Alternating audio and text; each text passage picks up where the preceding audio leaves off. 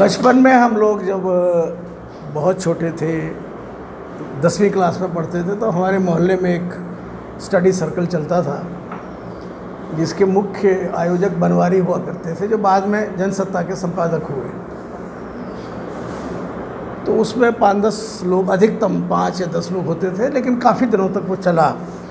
फिर ग्वालियर में भी एक सिलसिला शुरू हुआ था चर्चा मंडल का, वो भी कुछ चला, फिर बंद हो गया। लेकिन बहुत खुशी की बात यह है कि करीब 1 साल से आपका ये रेगुलर चल रहा है, और पवन जी का मैं आभारी हूँ कि मैं देखता तो रहता था, क्योंकि मैं करीब साल भर से ज़्यादा समय से बाहर हूँ, तो देखता था और मन ललचाता रहता था कि ये आज ही मिस हो गया, आज ये मिस हो गया। तो आज ये मौका लगा।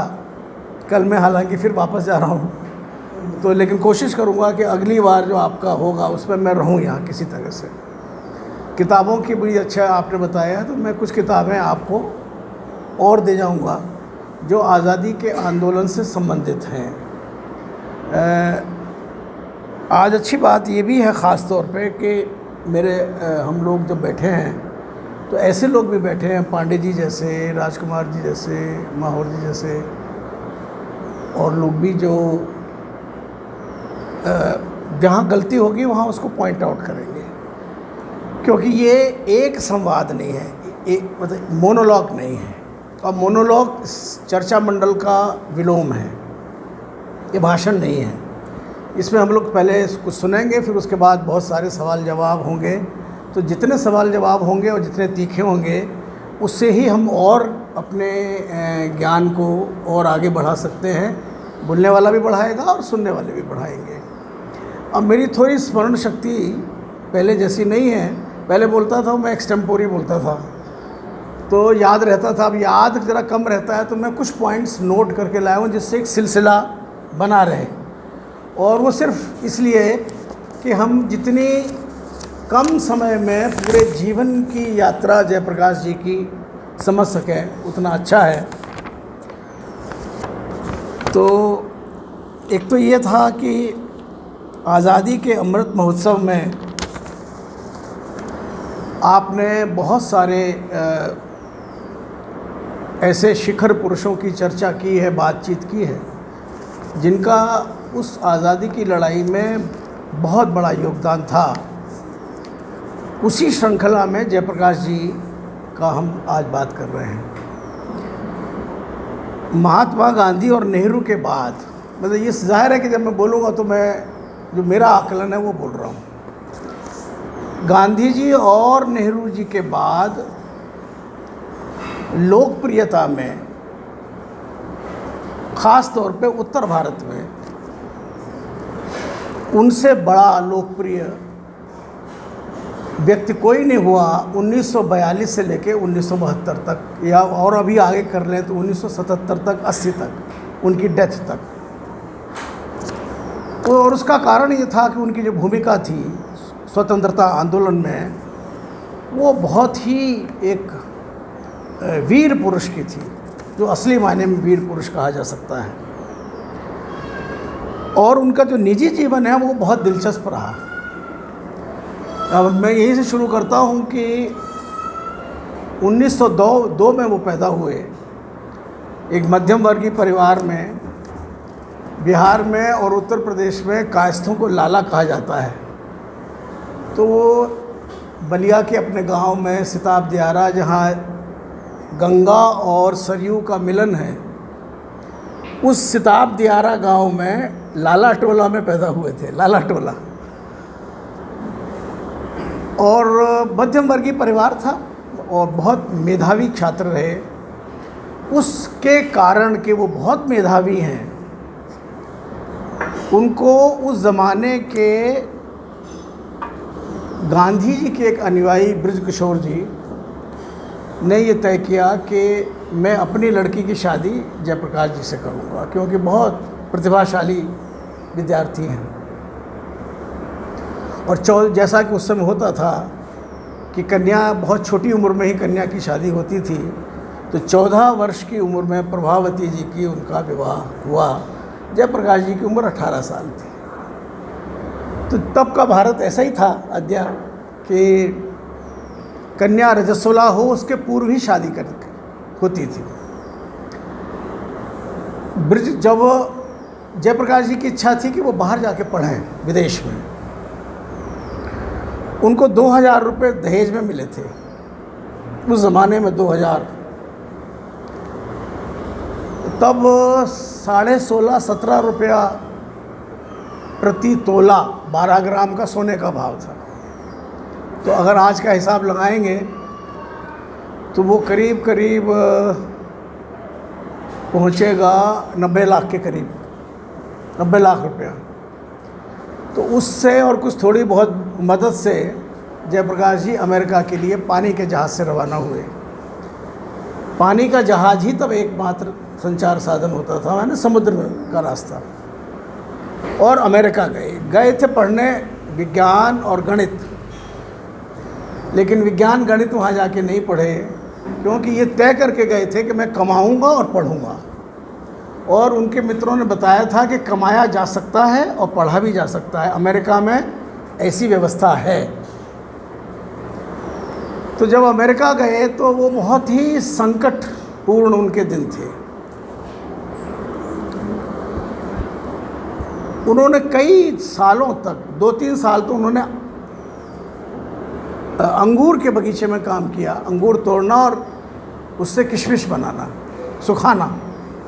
और वो हिंदुस्तान के बलूच के पास के इलाके के कुछ पठान थे, उन पठानों के साथ रहते थे, जो कि एक बड़े हॉल में, अंधेरे से बड़े बुरे हॉल में घास के ऊपर अपना इंतज़ाम करो, घास पड़ी हुई है उस पर सो जाओ। और बमुश्किल कुछ सेंट मिलते थे, पूरा $1 भी नहीं मिलता था एक दिन का, और काम बड़ी मेहनत से लेते थे। इस तरह की ज़िंदगी उनकी करीब करीब 7 साल, जब तक वो पढ़े। उन्होंने मास्टर्स किया, लेकिन उन्होंने मास्टर्स किया सोशियोलॉजी में।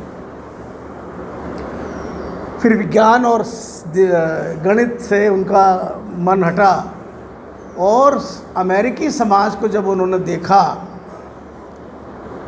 तो वो, और वहाँ जो चर्चा हुई, लोगों से बातचीत हुई, तो वो मार्क्सवाद की ओर, साम्यवाद की ओर उनका झुकाव हुआ। और झुकाव ही नहीं हुआ, फिर इतनी प्रतिबद्धता हो गई मार्क्सवाद के प्रति कि उनको लगा कि यही एकमात्र रास्ता है जिसमें पूरी दुनिया में बराबरी और शोषण को ख़त्म करके अगर कोई रास्ता बनता है तो साम्यवाद का है। ये वो समय है जब हिंदुस्तान से बहुत सारे नौजवान यूरोप गए, अमेरिका गए, इंग्लैंड गए, जर्मनी गए पढ़ने के लिए, और पूरी दुनिया में तब साम्यवाद एक तूफ़ान की तरह, क्योंकि तब तक सोवियत रशिया में रिवॉल्यूशन, बोल्शेविक रिवॉल्यूशन हो चुका था।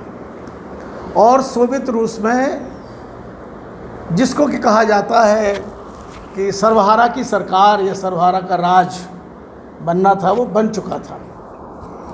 तो सबको लगा कि नहीं, यही एकमात्र रास्ता है।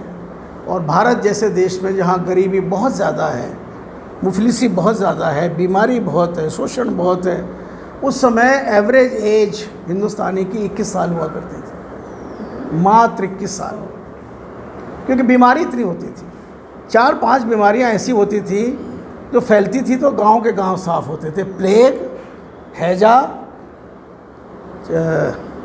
मलेरिया और टीबी और चेचक। टीबी एक आम बीमारी थी जिसमें जिसको टीबी होगी उसको गांव बाहर निकाल देते थे कि वहाँ बैठ जाओ। और जब प्लेग होता था तो प्लेग में तो सारी की सारी आबादी इधर उधर घूमती फिरती थी। तो वो ज़माना था, तो उनको लगा जयप्रकाश जी को कि ये है सिस्टम, जिस सिस्टम के माध्यम से हम भारत में एक बहुत बड़ा परिवर्तन समाज का कर सकते हैं। इसी बीच प्रभावती जी को जेपी के ससुर ने भेज दिया गांधी जी के पास, क्योंकि तय हुआ कि भाई यहाँ वो पढ़ने गया तो यहाँ क्या करेगी। तो गांधी जी से उनका परिचय था, कोई बहुत ज़्यादा नज़दीकी परिचय नहीं था, लेकिन जैसा कि गांधी जी की आदत थी कि जिससे परिचय आया उसको बगैर अपने काम में लगाए वो बाजी नहीं आते थे। उनकी आदत थी कि जो संपर्क में आए उसको कोई ना कोई काम देते रहते थे। तो जैसे ही उन्होंने चर्चा की कि मेरी लड़की की शादी जयप्रकाश से हुई है वगैरह वगैरह वगैरह, उन्होंने कहा आश्रम भेजो। आश्रम में वो गई क्योंकि कस्तूरबा के साथ रहेगी। तो आद्या गांधी जी की बहुत सारी महानताएं हैं और बहुत से लोग उससे सहमत हैं, लेकिन कुछ गड़बड़ियां भी हैं कि वो ब्रेन वॉश बड़ी जल्दी कर देते थे। प्रभावती जी का ब्रेन वॉश कर दिया कि अगर देश की सेवा तेरे को करनी है तो ब्रह्मचर्य व्रत ले ले। और प्रभावती जी इतनी एक किस्म से मोहित थी गांधी जी के विचार से, गांधी जी के जीवन से, कि वो मना नहीं कर पाई और ये कहा कि नहीं मैं तो तैयार हूँ, मैं तो देश की सेवा ही करना चाहती हूँ आपके यहाँ रह के, आश्रम में रह करके। तो उन्होंने कहा कि हो सकता है फिर जेपी के आने का वेट कर लो, अभी फैसला मत करो। फिर भी एक चिट्ठी लिखी जयप्रकाश जी को उस समय गांधी जी ने कि प्रभावती का मन ये है कि वो ब्रह्मचर्य व्रत रखना चाहती है, लेकिन मैंने उससे कहा है कि जेपी के आने तक उन्हें इंतज़ार कर लो। तो जेपी ने कहा कि नहीं, मेरे आने तक तो इंतज़ार करना ही चाहिए, मैं और दोनों मिलके बात कर लेंगे, तय जैसा तय होगा। जब वो लौट के आए तो तय हुआ। जयप्रकाश जी ने पूछा, उसने कहा कि मैं ब्रह्मचर्य रखना चाहती हूँ क्योंकि बच्चा नहीं करना है, आज़ादी की लड़ाई में कूदना है तो बच्चे से बहुत झंझट होगी, कहाँ लेके घूमेंगे, तो बच्चा नहीं करना है। और गांधी जी मानते थे कि अगर बच्चा नहीं करना है तो फिर यौन नहीं करना है, संभोग नहीं करना है। तो पूरी जीवन, इसको याद रखें सब लोग कि पूरे जीवन जेपी और प्रभावती अटूट प्रेम के संबंध में रहे, लेकिन ब्रह्मचारी के रूप में रहे दोनों लोग। एक तो ये बात उनके जीवन के से संबंधित है, इसलिए हम इस बात को थोड़ा सा जान लेना चाहिए। जब अमेरिका, आपने मुझे 1 घंटे का समय दिया बोलने के लिए और 1 घंटा चर्चा के लिए, कम से कम 1 घंटा बोलना है, कम से कम 1 घंटा। मैं 5:15 पे शुरू हुआ था, 6:15 पे ख़त्म कर दूँगा।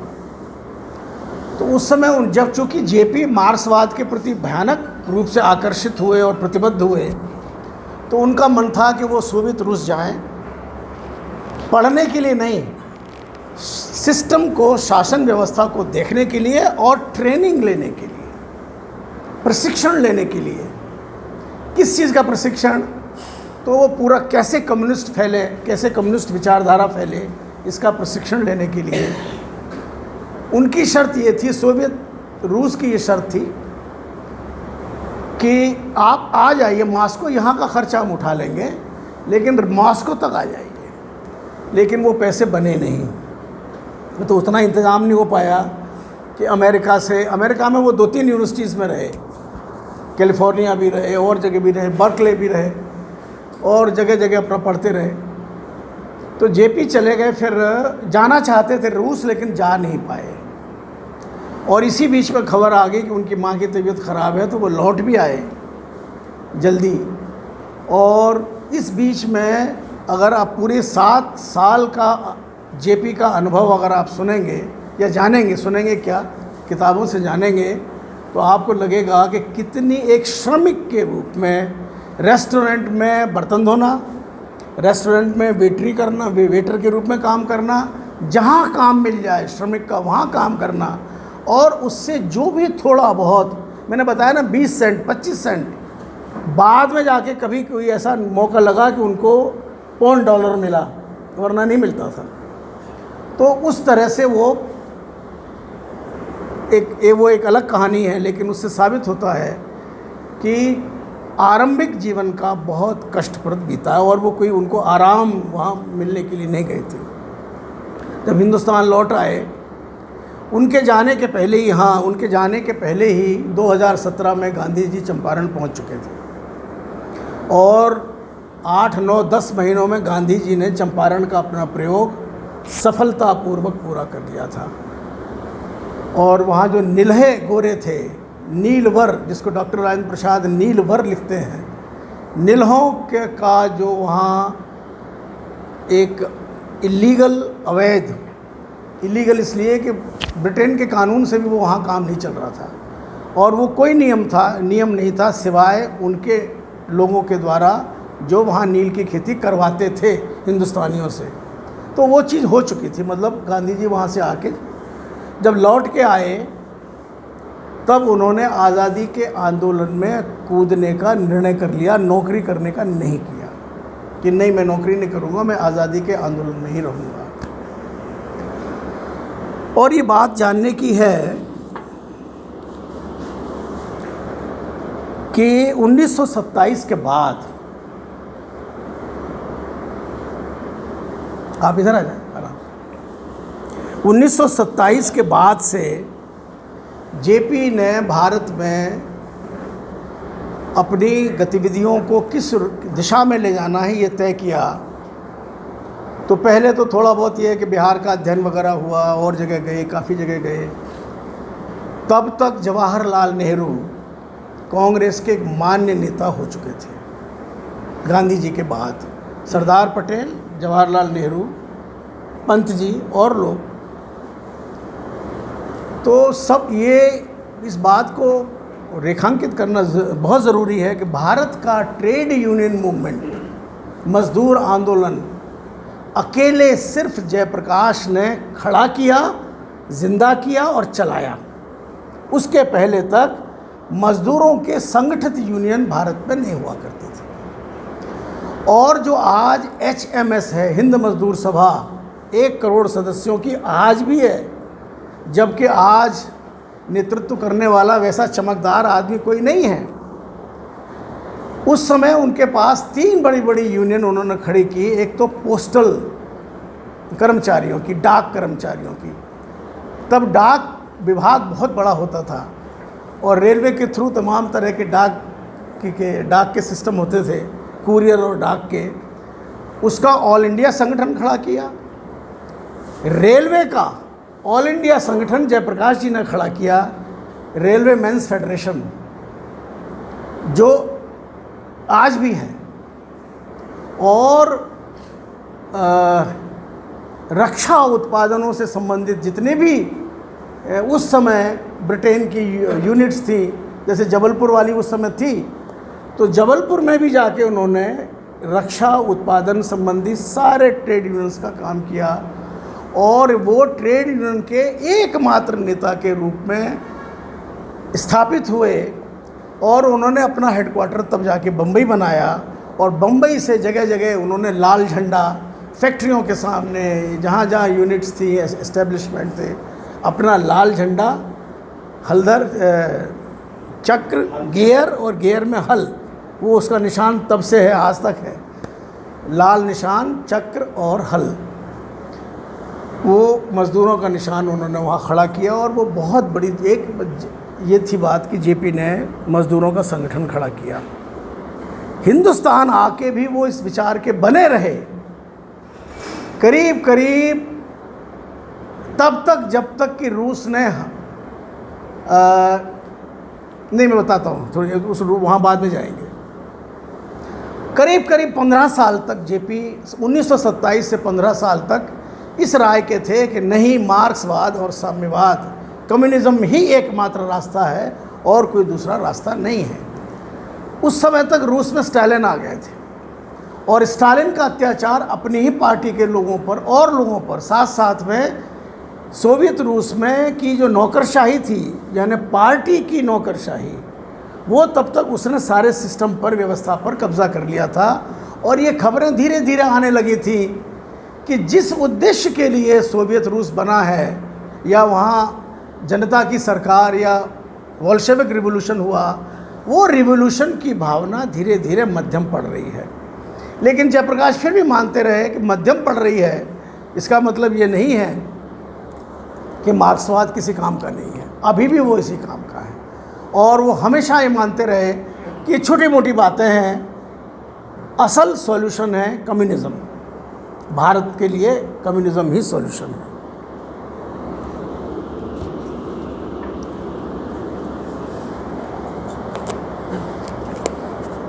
जब रूस ने हंगरी पर आक्रमण किया और कब्जा किया, फिनलैंड पे तो बाद में हुआ, बहुत बाद में, और जब हिटलर ने रूस पर आक्रमण किया, जर्मनी ने, और ब्रिटेन के समर्थन में आया, तो यहाँ के सारा कम्युनिस्ट मूवमेंट और कम्युनिस्ट पार्टी ने भारतीय आज़ादी के आंदोलन को समर्थन विड्रॉ कर लिया और कहा कि हम समर्थन नहीं करेंगे, क्योंकि रूस कह रहा है कि इस समय अंग्रेज का साथ देना है। तो उन्होंने कहा कि इसका मतलब तो हुआ कि भारत की कम्युनिस्ट पार्टी हमें रूस के कहने पे चलेगी। तो यहाँ की परिस्थिति तो ये है कि लोग आज़ादी चाहते हैं और यहाँ भारी शोषण है अंग्रेज़ों के द्वारा।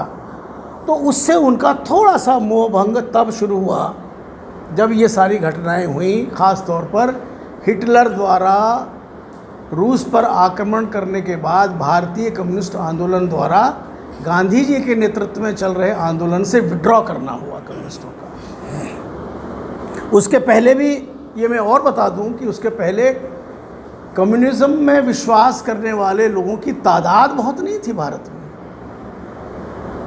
वो धीरे धीरे बढ़ रही थी, बात अलग है, लेकिन तादाद ऐसी नहीं थी कि वो कांग्रेस का कोई बहुत, कांग्रेस यानी उस समय की कांग्रेस जो कि आज़ादी के आंदोलन का एक प्लेटफॉर्म थी, तो वो की मुकाबला नहीं कर सकते थे। लेकिन फिर भी चूँकि जयप्रकाश जी हमेशा स्थानीय चीज़ों के अलावा इंटरनेशनल सिचुएशन पर बहुत गौर करते थे, और इसी बीच उनके इंटरनेशनल, सोशलिस्ट इंटरनेशनल, कुमिंत्रण और क्या क्या दुनिया भर के जो भारत के बाहर जो समता विचार की पार्टियां थी, उनके साथ उनके बड़े अच्छे और सीधे संबंध बन गए थे।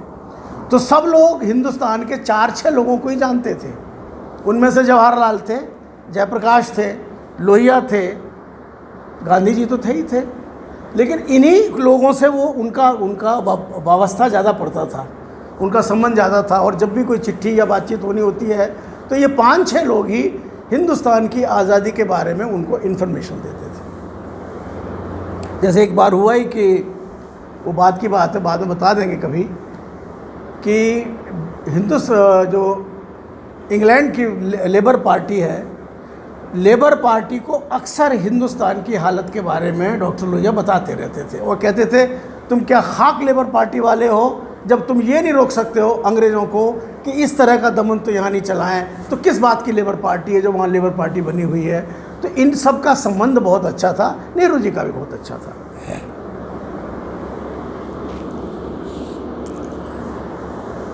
1934 आते आते भारत में समाजवादी विचार, समतावादी विचार, मार्क्सवादी विचार के लोगों की संख्या इतनी हो गई, नेताओं की, कि उन्होंने समझा कि कांग्रेस को इस दिशा में, एक दिशा में तो चलने देना और हम साथ रहेंगे कि अंग्रेज़ों को हटाओ, लेकिन हटने के बाद क्या होगा, ये बहुत महत्वपूर्ण प्रश्न है कि भारत से जब अंग्रेज़ चले जाएंगे तो होगा क्या। तो उसको दिशा देने के लिए एक अलग मंच कांग्रेस पार्टी के भीतर ही बनाया जाए, जिसका नाम रखा गया कांग्रेस सोशलिस्ट पार्टी। और उसमें महत्वपूर्ण भूमिका, ये पटना में पहला सम्मेलन हुआ अंजुमन इस्लामिया हॉल में, नहीं पहला नासिक में हुआ, पहला नासिक की जेल में हुआ। नासिक की जेल में तय हुआ कि हमें कांग्रेस के भीतर ही कांग्रेस सोशलिस्ट पार्टी बनानी है। और उसका बाद में छूटने पर 1934 में मई 1934 में पटना में हुआ। और नहीं, एक नहीं, 11 मई या 10 मई का कोई ऐसे डेट, खैर जो भी, हाँ 17 मई, करेक्ट। और वहाँ पर उस समय के जो सबसे ब्रिलियंट लोग थे भारतीय राजनीति में, मैं बाकियों को ये नहीं कह रहा हूँ कि वो ब्रिलियंट नहीं थे, लेकिन ये नौजवान थे, ये दूसरी पीढ़ी थी। गांधी के बाद जो दूसरी पीढ़ी हुई, बाकी तो सब गांधी जी से नीचे ही थे, लेकिन जवाहरलाल और सरदार पटेल और पुरुषोत्तम टंडन और पंत साहब और वगैरह वगैरह जो बड़े बड़े लोग थे, इनके बाद की जो पीढ़ी थी वो ये पीढ़ी थी जिसने कांग्रेस सोशलिस्ट पार्टी बनाई, इस विचार से कि कांग्रेस की नीतियों को हम इस हद तक प्रभावित करेंगे कि वो समाजवादी समाज अंग्रेज़ों के जाने के बाद बनाए। और इसके लिए कांग्रेस सोशलिस्ट पार्टी की स्थापना हुई, जिसका विरोध गांधी जी ने किया और पटेल ने तो बहुत ही किया। गांधी जी ने कहा कि गलत है, क्योंकि तब तक सारे सोशलिस्ट मानते थे कि परिवर्तन का हथियार औजार हिंसा है, अहिंसा नहीं है। साथ साथ कनेक्ट कर सकता हूँ नहीं, आप बाद में कर रहे हो, मैं मुझे मालूम है कि मैं गलती कर रहा हूँ और आपको इसीलिए बिठाया है मैंने इसीलिए बिठाया है क्योंकि मैं तो स्मरण से बोल रहा हूँ और कुछ पॉइंट जो मेरे दिमाग में आ गए थे। तो अब आपने मुझे भटका दिया कहाँ था मैं? हिंसा में विश्वास था इन लोगों का। ये कहते थे हिंसा हो या हिंसा, उससे कोई फर्क नहीं पड़ता, चेंज होना चाहिए, परिवर्तन होना चाहिए। तो इसलिए गांधी जी खिलाफ थे। गांधी जी ने कहा नहीं, और गांधी जी ने बाद में एक मीटिंग में इनको बुला के कहा भी कि अगर तुम हिंसा छोड़ दो तो मैं तुम्हारी पार्टी का चेयरमैन बनने को तैयार हूँ, कांग्रेस सोशलिस्ट पार्टी का मैं अध्यक्ष बनने को तैयार हूँ, अगर तुम हिंसा छोड़ दो तो खैर कांग्रेस सोशलिस्ट पार्टी की स्थापना हुई। और उन्होंने, और पटेल बहुत खिलाफ थे, क्योंकि देखो पटेल, सरदार पटेल स्पष्टतः पूंजीवादी विचार के आदमी थे। वो चाहते थे कि भारत में जो इंडस्ट्री है उसको प्रोटेक्शन मिलना चाहिए और इंडस्ट्रियल लोगों को प्रोटेक्शन मिलना चाहिए, और मजदूर आंदोलन गलत है। इसीलिए तो मुख्यतः उनका विचार ये था कि समाजवादियों को इसलिए नहीं लेना चाहिए कि ये लेफ्टिस्ट है, यानी ये मज़दूरों के पक्ष वाले हैं, और था भी सब के सब। अभी मैं बाकी लोगों की चर्चा नहीं कर रहा हूँ, सिर्फ जयप्रकाश जी की चर्चा कर रहा हूँ। 1942 आते आते नहीं ठीक है, 1942 आते आते, मेरा डिसिप्लिन तो रखोगे। 1942 के आते आते जब ग्वालियर मैदान बम्बई में कांग्रेस का अधिवेशन हुआ, और उसके पहले ही गांधी जी ने नारा दे दिया कि 8 अगस्त को करेंगे या मरेंगे, जिसका गलत अंग्रेजी अनुवाद सब ने किया do and die. Do and die नहीं था, उसका अर्थ ही दूसरा हो जाता है। गांधी जी ने कहा करेंगे या मरेंगे, ऐसा नहीं कि करो और मरो, नहीं। लेकिन वो ट्रांसलेशन की गलती वो सब जगह चल गई, आज भी चल रही है डू एंड डाई, और उस दौरान भी चली, मतलब आंदोलन के दौरान भी ये नारा ही चलता रहा, डू और डाई। तो उस समय की कई कारणों से भारतीय मानस एक अलग तरह का है। हम लोग जब छोटे थे तो ये हमसे नारा लगवाते थे, जैन साहब, जेल के फाटक टूटेंगे, हमारे साथी छूटेंगे। और फाटक तो कहीं टूटता नहीं है, ये किस्म का बिंब है जो बनाया हुआ है कि फाटक टूट गए, उसमें से लोग छूट गए। तो फाटक का टूटना और क्रांतिकारी का छूटना एक रोमानी घटना मानी जाएगी कि ये इसमें बड़ा रोमांच है, फाटक तोड़ दिए होंगे। तब तक जयप्रकाश जी समेत कांग्रेस सोशलिस्ट पार्टी वाले लोग 1942 में सबसे बड़ी भूमिका में थे, क्योंकि गांधी जी अरेस्ट हो गए थे, नेहरू जी अरेस्ट हो गए थे, उनके साथ बाकी लोग भी अरेस्ट हो गए थे। इनकी चर्चा तब बहुत अधिक प्रशासनिक स्तर पर नहीं थी, इतनी नहीं थी कि इनको पहली खेप में इनको पकड़ लिया जाए, और पहली खेप में नहीं पकड़े गए इसलिए ये सब लोग भाग गए। और तब 1942 में इन लोगों ने जो पूरे हिंदुस्तान में आंदोलन चलाया, उसमें तोड़फोड़ भी हुई, मारपीट भी हुई, हड़तालें भी हुई, और सिर्फ अहिंसा के सवाल पर इतना ध्यान रखा गया कि जानबूझकर किसी को नहीं मारना है, और कोई मर जाए, ध्यान रखना है कि कोई मर ना जाए, लेकिन अगर कहीं टूट फूट हो रही तो होने दो। डॉक्टर लोहिया ने बम्बई में आज़ाद रेडियो शुरू किया, जिसमें उषा मेहता की आवाज़ थी। उषा मेहता एक बड़ी फ्रीडम फाइटर रही हैं।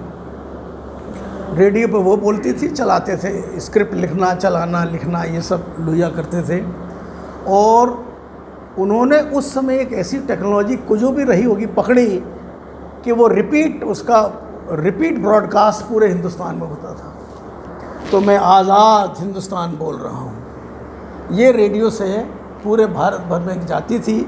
और वहाँ जो लोहिया लिख करके उषा मेहता से बुलवाते थे या खुद बोलते थे, वो पूरे भारत में माना जाता था कि गांधी जी का यही निर्देश है, जबकि गांधी जी का इस मामले में कोई निर्देश नहीं था। ये सोशलिस्ट लोग कर रहे थे सबका सब, और ये सब तरफ फैल गए, सब ने कुछ न कुछ किया। उसी दौरान फिर ये धीरे धीरे पकड़े गए।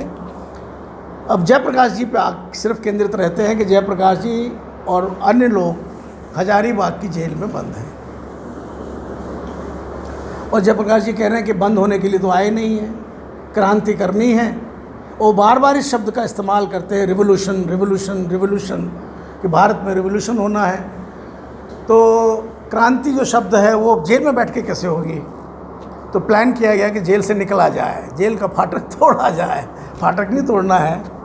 तो तय हुआ कि अमावस की रात को, जो दिवाली की रात थी, उस समय रामानंदन मिश्रा, सूरज नारायण सिंह से मैं मिला हूँ, देखा हूँ मैं, वो करीब 6.5 फीट के, और क्या तो ऐसे लगता था कि ये जो होता है ना WWF वाले हैं, हाँ मतलब बढ़िया शरीर, लंबे चौड़े काले। सूरज नारायण सिंह बिहार के, रामानंदन मिश्रा, JP और लोग भी थे, एक वो एक शुक्ला थे, JN शुक्ला या JP शुक्ला ऐसे कुछ थे। ये सब लोग नौजवान लोग थे। इन्होंने कहा कि ऐसा करते हैं, अमावस को दिवाली वाले दिन जेल में सबसे कम स्टाफ रहता है, क्योंकि वो अपने घर में दिवाली मनाते हैं, पूजा करते हैं। तो दिवाली का दिन तय हुआ, और इसलिए भी अमावस है, जब भागेंगे तो हम दिखने नहीं चाहिए। तो सब ने तय किया कि ये जो चौकीदार यहाँ से वहाँ तक राउंड लगाता है, ये 8 मिनट का राउंड है इसका, यानी हमें 6.5 मिनट में अपना काम ख़त्म कर देना है। 20 फीट की दीवार है, जेल में 20 फीट की ही दीवार होती है, आजकल तो थोड़ा और बढ़ा दी है। तो उसमें कितने आदमी लगेंगे? तो लगा कि 3 आदमी तो खड़े होंगे उनके कंधों पर, फिर चौथा आदमी कूदेगा, फिर अपनी धोती को बांध के उस तरफ उतरेगा, और इसी तरह से बाकी लोग आएंगे। 2 लोग रुक जाएंगे क्योंकि वो आखिरी होंगे, फिर वो चढ़ेंगे कैसे? तो ये सारा का सार 6 लोगों के बाहर जाने का प्लान बना कि 6 लोग बाहर जाएंगे, 2 लोग भीतर रह जाएंगे, और तब तक भ्रम में रखना है जेल के स्टाफ को जब तक कि ये लोग बहुत दूर न निकल जाए। जल्दबाजी में किसी ने जूता नहीं पहना, सब नंगे पाँव, सारे लोग नंगे पाँव थे जो भागे। जो रुक गए थे, जिनको रुकना ही था, उन्होंने वो सब इंतज़ाम किया कि किसी को भनक न लगने पाए कि वो निकल गए हैं। यहाँ तक कि बड़े इंटरेस्टिंग चीज़ें हैं जो कि गुरिल्ला वारफेयर में सबको सीखनी चाहिए। आज तो क्या खाक गुरिल्ला वारफेयर होगा, लेकिन जैसे कि संडास पाखाने हैं सबके, तो बाकी 2 लोगों ने तय किया कि ये जो सबसे पहले स्वीपर आता है, ये बता देगा कि आज तो कुछ मतलब डिस्पोजल हुआ ही नहीं, कहाँ चले गए ये लोग। तो उन 2 लोगों ने बाकी सारी 6 जगहों पर थोड़ा थोड़ा पाखाना किया, थोड़ा पेशाब किया, कि जिससे कि दिखे कि नहीं लोग हैं यहाँ पर। सुबह 9 बजे के करीब की ये खबर लग पाई, जब हाजिरी होती है, तो उन्होंने वो बिस्तर को ऐसे बना के रख दिया था जैसे आदमी सो रहा हो। तो उन्हें जगाया, तो वही 2 लोग आए, उन्होंने कहा कि सो रहे होंगे, ये के होंगे। फिर बाद में पता चला कि नहीं है। फिर पुलिस जो गई, तब तक वो लोग जंगल बहुत, उस आज का बिहार और तब के बिहार में बहुत फ़र्क है। ये सन 42 की बात है, आज 2022 हो गए, कितने साल हो गए? 80 साल के करीब। 80 साल सड़कें नहीं होती थी, रास्ते नहीं होते थे, नंगे पाँव। तो जब सुखोदेरा पहुँचे हैं गांव में, एक वो गांव जो जहाँ से कुछ खाने को मिल सकता था, तो जब लोगों ने देखा कि हम तो बगैर जूते चप्पल के आ गए और कांटे और पत्थर होते हैं, तो जब वहाँ पहुँचे हैं सुबह, तो सबके पाँव से खून निकल रहा था बुरी तरह से, क्योंकि भागना था।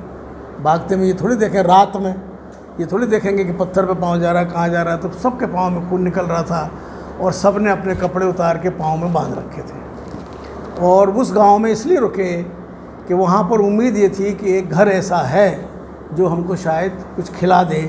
तो उसके पहले ही उसने कहा कि देखो ना मिलने की को अच्छा है कि ना मिला जाए, उस घर से पैसे निकालो, कुछ वहाँ हर गांव में एक दुकान होती है, वहाँ से कुछ खरीद लाओ।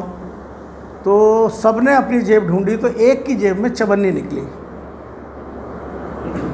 तो उन्होंने कहा अब चवन्नी में क्या होगा, ले जो होगा तो जाओ। वो गया बाजार वहाँ पर अपने दुकान में, तो सूखे चावल और नमक की एक, तब नमक पिसा हुआ नहीं मिलता था, डली मिलती थी एक नमक के क्रिस्टल्स और सूखे चावल ले आया, जो 6 लोगों ने बांट करके खाए।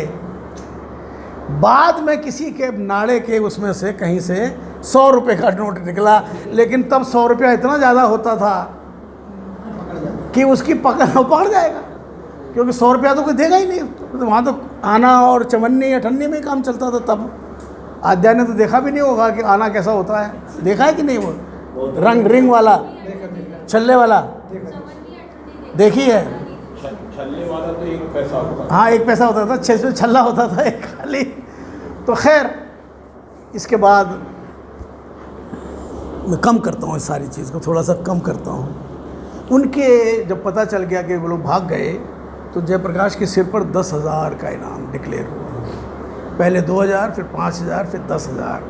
आज के 3.5 करोड़ रुपए, आज के 3.5 करोड़, 10,000 रुपये।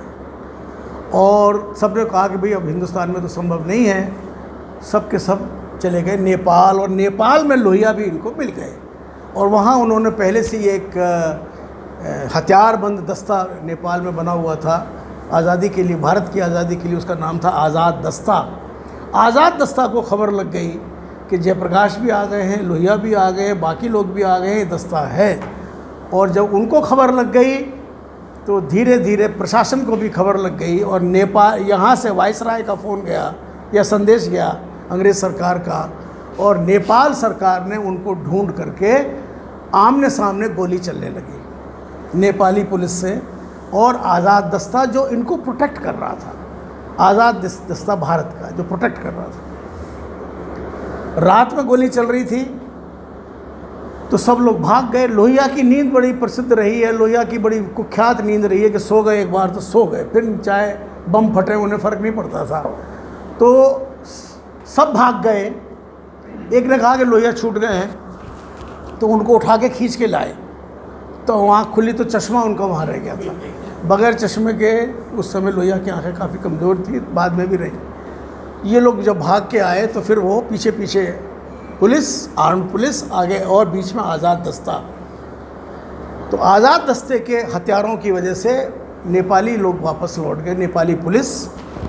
और ये लोग किसी तरह से आए और इन्होंने तय किया कि अब हमें रावलपिंडी या कराची की तरफ जाना चाहिए, ख़ास तौर पे बलूच एरियाज़, क्योंकि ये सारे इतने लंबे थे कि अगर दाढ़ी बढ़ जाती इनकी तो कोई ये नहीं पहचान पाता कि ये बलूच हैं कि नहीं हैं, लोहिया को छोड़ के। लोहिया छोटे थे। तो सब ने अलग अलग ट्रेन पकड़ी, लेकिन खबर लग गई थी। और मतलब उस समय आज जैसी ट्रेन थोड़ी होती थी, मतलब कम ट्रेनें चलती थी, कम पैसेंजर चलते थे। और पुलिस ने खैर अंततः सबको ही पकड़ लिया, सबको। कोई कब पकड़ा गया, कोई कब पकड़ा गया, और सारे के सारे लाहौर के किले में, लाहौर की बड़ी कुख्यात जेल थी जहाँ भगत सिंह का टॉर्चर भी हुआ। भगत सिंह जिस जेल में काफ़ी दिनों तक रहे, बाद में वो दूसरी जेल में आए। और वहाँ एक मुसलमान और एक अंग्रेज, मुसलमान कहने से कोई फ़ायदा नहीं, वो तो पुलिस, और अंग्रेज कुछ कोतवाल थे जो बड़े बदमाश थे, वो लोगों को हर तरह से टॉर्चर करना जानते थे और बात उनसे निकलवा लेते थे। तो सब के सब लाहौर जेल में गए। और वो एक लोमहर्षक कहानी है कि सारे लोगों के साथ अंग्रेज़ पुलिस ने क्या क्या यातनाएं दी। आज हम सिर्फ जेपी की चर्चा करेंगे, लोहिया के साथ भी वही हुआ। और पहले 24 घंटे जगाना, फिर 3 दिन जगाना, फिर 5 दिन लगातार जगाना, फिर 10 दिन तक लगातार जगाना, बर्फ़ पर लिटाना, बर्फ़ की सिल्ली पर लिटाना, ये इन सब के साथ हुआ। लेकिन ये ऐसे महान सेनानी थे, ये माफ़ी कर नहीं थे, चाहते तो 2 मिनट में बाहर आ सकते थे, माफ़ी करने थे, तो माफ़ी करना होने के कारण इन्होंने इतना ज़्यादा टॉर्चर सहा सब ने, लेकिन किसी के मुंह से ये खबर नहीं लगी मसलन आज़ाद रेडियो में कौन कौन है, कौन कौन चला रहे हैं, हजारीबाग में किस किस ने मदद की जेल से बाहर निकलने की, किसी को कोई खबर नहीं। साफ मना करते थे कि हम कुछ नहीं बताएंगे, आपको जो करना है करो। ये 1944 तक सिलसिला चला है।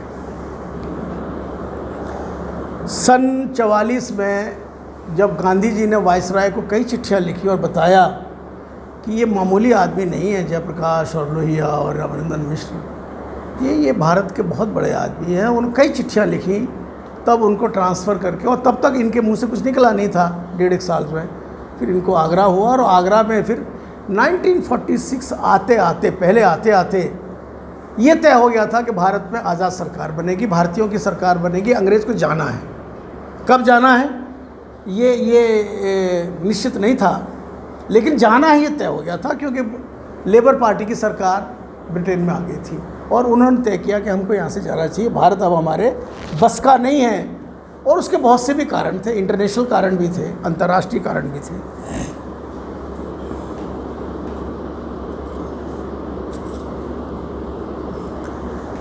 उसी समय गांधी जी इतने लोगों से मिलते थे सुबह से शाम तक कि उनको ऐसा हो ही नहीं सकता था कि उनको असलियत की खबर न रहे। सबकी सब खबर रहती थी, और वो भी खबर रहती थी जो लोग उनसे छुपाते थे। पांडे जी को पता होगा, पांडे जी इस बात के अध्येता हैं, मैं नहीं हूँ, कि कांग्रेस के एक बहुत बड़े नेता ने, नाम नहीं लूँगा मैं आज, जिसने आज़ादी के समय पार्टीशन के प्रस्ताव पर दस्तखत कर दिए कांग्रेस की ओर से। जब गांधी जी ने पूछा कि आप कांग्रेस अध्यक्ष हो, तो आपने कुछ वायसराय से कहा तो नहीं दिया, कुछ लिख के तो दिया है कुछ? नहीं, मैंने कुछ नहीं कहा।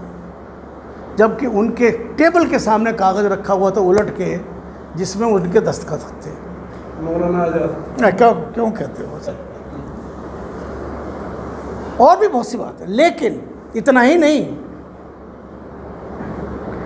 गांधी जी को सब चीज़ की खबर हो गई कि कांग्रेसी ब्लैक मार्केटिंग कर रहे हैं, कांग्रेस के लोग भ्रष्टाचार कर रहे हैं, कांग्रेस के लोग सरकारी अफसरों से मिलकर दलाली कर रहे हैं, कालाबाजारी कर रहे हैं, वगैरह वगैरह। ये सारी खबरें गांधी जी के पास आई, तो गांधी जी की निराशा 2 कारणों से एकदम अंत में जाके पहुंच गई कि एक तो ये कांग्रेस नाम का जो संगठन है, इसका उद्देश्य करीब करीब पूरा हो गया है, आज़ादी आने को है, डेट भर तय होनी है। और जब लॉर्ड माउंटबेटन यहाँ वायसराय बन के आए, तब तो ये तय ही हो गया कि उनको कहा गया है कि आप जाइए ट्रांसफ़र ऑफ पावर करिए, और वो बहुत जल्दी चाहते थे। माउंटबेटन की अलग कहानियाँ हैं। माउंटबेटन चाहते थे कि उनको जो अगस्त तक का दिया गया है, अगस्त मैं भूल रहा हूँ, जून 40 है, यस करेक्ट, जून 48 तक हिंदुस्तान को ट्रांसफ़र ऑफ पावर कर देना है। लेकिन वो चाहता था कि उसके पहले हो जाए तो मैं यहाँ से जाऊँ, मैं खामखा में इस गर्म देश में पड़ा हुआ हूँ। माउंटबेटन बहुत आराम पसंद, शाही व्यक्तित्व के बहुत शानदार कहे जाने वाले आदमी थे, लेकिन उनको स्पष्ट जो निर्देश था, और तब तक मुस्लिम लीग ने डायरेक्ट एक्शन, इसके पहले हो चुका था डायरेक्ट एक्शन, ये साथ साथ में चल रहा था। मुस्लिम लीग तब तक मुसलमानों में बहुत पॉपुलर हो गई थी, और जहाँ मुस्लिम आबादी होती थी वहाँ मुस्लिम लीग ज़्यादा जीतती थी, कांग्रेस नहीं जीतती थी, क्योंकि तब सामने तो 2 ही थे, कांग्रेस और मुस्लिम लीग। तो मुस्लिम लीग का जन समर्थन भारत में बढ़ गया था, और उससे जिन्ना बहुत बड़े लीडर हो गए थे। जिन्ना मुसलमानों के एकमात्र लीडर थे, कायदे आज़म जिन्ना, और वो बहुत बड़े लीडर हो गए थे। और पूरे हिंदुस्तान भर में, ख़ास तौर पर बिहार, बंगाल, असम, पंजाब और पंजाब के आगे का इलाका, और बहुत से ऐसे इलाके जहाँ पर हिंदू मुसलमानों की आबादी बराबर है, कश्मीर को छोड़कर, इसको आप ज़रूर ध्यान से नोट करिएगा, कश्मीर में तब भी दंगा नहीं हुआ। ऐसा नहीं कि वहाँ जैसे अभी कश्मीरी पंडित भागने दूसरी तीसरी बार भाग रहे हैं, लेकिन वहाँ कश्मीर में दंगा नहीं। कश्मीर को छोड़ कर के बाकी सब जगह दंगे होने शुरू हो गए थे। और गांधी जी को ने ये अक्सर कहना शुरू कर दिया था कि मेरी अब कोई सुनता उनता नहीं है, मैं वो नहीं हूँ जो पहले था, सब सुनते थे, मेरी बात मानते थे, मेरी कोई बात नहीं मानता है, ना कोई सुनता है। और यही हुआ जिस दिन माउंटबेटन ने प्रस्ताव रखा पार्टीशन का, कांग्रेस के सबसे बड़े नेताओं ने उनको जाके वायदा कर दिया कि हम चाहते हैं कि पार्टीशन कर दो। लेकिन कांग्रेस वर्किंग, जैसा कि गांधी जी की एक स्वभाव था कि जब भी कोई बड़ा फैसला हो उनको भी बुलाओ जो अन्य विचार के लोग हैं, और कांग्रेस के ऐसे वक्त पर, क्योंकि ये लड़ाई जो हुई है ये कांग्रेस के लिए नहीं हुई है, ये आज़ादी के लिए हुई है, इसलिए आप दूसरे लोगों को बुला के बात करो। तो उस समय तक जेपी तो थे वर्किंग कमेटी में, कांग्रेस वर्किंग कमेटी में, लोहिया नहीं थे, लेकिन लोहिया बुलाए गए और कांग्रेस और जयप्रकाश जी उस कांग्रेस वर्किंग कमेटी में बैठे जहां औपचारिक प्रस्ताव आया कि विभाजन भारत का होगा या नहीं होगा। और गांधी जी बिफर पड़े कि तुमने मुझे बताया तक नहीं, तुम लोगों ने हाँ कराए। नेहरू जी ने कहा कि आप तो वहाँ नोआखाली में और जाने कहाँ थे, कैसे संपर्क होता, वगैरह वगैरह। सरदार पटेल ने कहा कि नहीं अब मुझसे वो तो बहुत ज़्यादा दंगे हो गए हैं, अब परिस्थिति हमारे कंट्रोल में नहीं आ रही है, अब यही एकमात्र रास्ता है। अकेले 2 लोगों ने विरोध किया विभाजन का कांग्रेस वर्किंग कमेटी में, जयप्रकाश नारायण और राम मनोहर लोहिया। जयप्रकाश जी ने एक बार सख्ती से बोला, फिर चुप हो गए। पटेल ने उनको डांटा, फालतू बात बोलते हो, तुम्हें क्या पता है, ऐसे ही करते हो, कम्युनिस्ट हो तुम, वगैरह वगैरह। लोहिया ने कहा जितना तुम लड़े हो उतना ही हम लड़े हैं आज़ादी के लिए, ज़्यादा मत बोलना आप, और ये विभाजन गलत कर रहे हो आप लोग, विभाजन नहीं होना चाहिए। लेकिन विभाजन स्वीकार हुआ, उसके बाद जो कुछ हुआ वो एक अलग कहानी है। आज़ादी के बाद इनको लगा कि वो कांग्रेस सोशलिस्ट पार्टी का तो कोई मतलब ही नहीं है, तो आप सोशलिस्ट पार्टी हमें बनानी चाहिए। तो पुराने सोशलिस्टों ने फिर इकट्ठे होकर के socialist party of India, Bharat की सोशलिस्ट पार्टी का गठन किया और ये तय किया कि हमें विपक्ष में रहना है, क्योंकि भारत में लोकतंत्र जिंदा रखना है। हमें मालूम है कि हम नहीं जीतेंगे, लेकिन हमें विपक्ष में रहना है और विपक्ष की राजनीति करनी है जब तक कि हम सत्ता में जनता के द्वारा चुनी हुई चुनाव के द्वारा जनता हमें पावर न दे दे। 1952 का चुनाव हुआ। जयप्रकाश उस समय पार्टी के जनरल सेक्रेटरी थे और ऐसे ऐसे लोग कांग्रेस सोशलिस्ट पार्टी में थे। आचार्य नरेंद्र देव, उर्दू संस्कृत के महाविद्वान, उद्भट विद्वान, बड़े भारी शिक्षा शास्त्री, अच्युत पटवर्धन, यूसुफ मेहर अली, अरुणा आसफ अली, जैन साहब नाम और बताओ जल्दी जल्दी। मीनू मसानी, और बोलिए पंडित जी। आचार्य कृपलानी। यस, ये जो भारत की जो मेधा थी, युवा मेधा, ये सारी की सारी सोशलिस्ट पार्टी ऑफ इंडिया के साथ आ गई। सामने थे जवाहरलाल और सरदार पटेल। और गांधी जी की जब हत्या हुई है उसके एक दिन पहले 29 जनवरी को गांधी जी ने एक नोट लिखा, कांग्रेस को भंग करके लोक सेवक संघ में परिवर्तन कर देना चाहिए, क्योंकि कांग्रेस का काम ख़त्म हो चुका है। अब लोकतंत्र यहाँ तब जिंदा रहेगा जब कांग्रेस रचनात्मक काम गांव में करेगी, वरना जिंदा नहीं रहेगा। और मैं इसके ये 29 तारीख का उनका नोट है। 29 तारीख, 28 तारीख को उनको लोहिया को बुलाया गांधी जी ने कि तुम आना, तुमसे बात करनी ज़रूरी। तो उस समय सरदार पटेल आ गए उस समय, क्योंकि तब दंगे बहुत हो रहे थे और बहुत बुरी हालत थी सब जगह। उसको कंट्रोल करने के लिए कुछ वो होम मिनिस्टर थे, तो वो आए तो उनसे कहा कि थोड़ी देर रुको या कल बात करेंगे। लेकिन लोहिया बाहर खड़े रहे, क्योंकि देखेंगे समय होगा तो आज बात कर लेंगे, नहीं उतरेंगे। तो सरदार पटेल जब गांधी जी से मिलके जा रहे थे तो कहा कि क्या हमें निकलवा के मानोगे क्या सरकार से? उन्होंने कहा नहीं, ऐसी तो कोई बात कभी हुई नहीं है, लेकिन हमारा चलेगा तो हम आप लोगों को ज़रूर निकालेंगे। खैर, वो 1952 का चुनाव आया। हाँ, एक बात बतानी बहुत ज़रूरी है कि सोशलिस्टों ने कभी भी कॉन्स्टिट्यूएंट असेंबली को ज्वाइन नहीं किया। संविधान सभा जो बनी वो चुनाव के द्वारा नहीं बनी थी, वो नॉमिनेटेड थी, अंग्रेज़ के द्वारा नॉमिनेटेड थी संविधान सभा। हालांकि उसमें सलाह ली गई थी कांग्रेस पार्टी की भी, और मुस्लिम लीग ने मना कर दिया था कि हम नहीं आएंगे इसमें क्योंकि ये नॉमिनेटेड है। सोशलिस्टों में ने कहा कि चूँकि चुनी हुई नहीं है तो हम इसमें शामिल नहीं होंगे, चुन के आएगी तो हम शामिल होंगे। तो वो तो चुनी हुई नहीं थी। उसी कॉन्स्टिट्यूएंट असेंबली को आज़ादी के बाद तदर्थ लोकसभा मान लिया गया कि यही लोकसभा है कुछ दिनों तक, जब तक कि नया चुनाव नहीं हो जाएगा। संविधान बना 50 में स्वीकार हुआ, 52 में चुनाव हुए, 52 में कांग्रेस, सोशलिस्ट पार्टी और कम्युनिस्ट पार्टी 3 पार्टियां चुनाव लड़ी, और नेहरू का करिश्माई जादुई दूसरा क्या है, एक बात और सुने, भारत में सांवले और काले लोगों की कदर इसी भारत में नहीं जो खुद काला है। जवाहरलाल थे एकदम लाल सुर्ख कश्मीरी गौर वर्ण, अंग्रेजी बोलने वाले, देखने में बहुत सुंदर हैंडसम।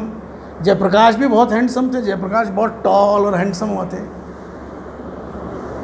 तो खैर, जो और भी कारणों से सबको पता था कि गांधी जी ने नेहरू को उत्तराधिकारी बनाया है, प्रधानमंत्री। इस कारण से भी कांग्रेस पार्टी अच्छे बहुमत से जीती और सोशलिस्ट कम्युनिस्ट दोनों हारे। लेकिन मज़े की बात यह है कि कम्युनिस्ट पार्टी को ज़्यादा सीटें मिली, शायद 22 या 27, 10.6%। हाँ 10.6% वोट मिला। सोशलिस्ट पार्टी को ज़्यादा वोट मिला लेकिन सीटें कम मिली क्योंकि उन्होंने पूरे हिंदुस्तान में कैंडिडेट खड़े कर दिए। कम्युनिस्ट पार्टी ने कुछ खास जगहों पर स्ट्रेटजिकली अपने कैंडिडेट खड़े किए जहाँ से वो जीते, लेकिन सोशलिस्ट पार्टी को भारी निराशा हुई, ख़ास तौर पर जयप्रकाश जी को। जयप्रकाश जी का जब जीवन वृत्तांत आप धीरे धीरे पढ़ेंगे, इसी बीच में और बहुत सारी ऐसी घटनाएं हुई, सोवियत रूस के द्वारा बहुत सारी घटनाएं हुई, जिससे जयप्रकाश को लगा कि नहीं, जिस काम के लिए, जिस उद्देश्य के लिए कम्युनिस्ट राज आना था, वो उद्देश्य बिल्कुल पीछे रह गया है और अब कोई रास्ता मेरे को दिख नहीं रहा है। उसी अंधकार में एक आदमी उभरा, विनोबा भावे। और विनोबा तभी उसके बाद काफ़ी देर तक 57 का भी चुनाव हुआ, उसमें भी हारे कांग्रेस पार्टी, उसमें भी जीती और ज़्यादा वोट कांग्रेस पार्टी को मिले और ज़्यादा सीट भी मिली।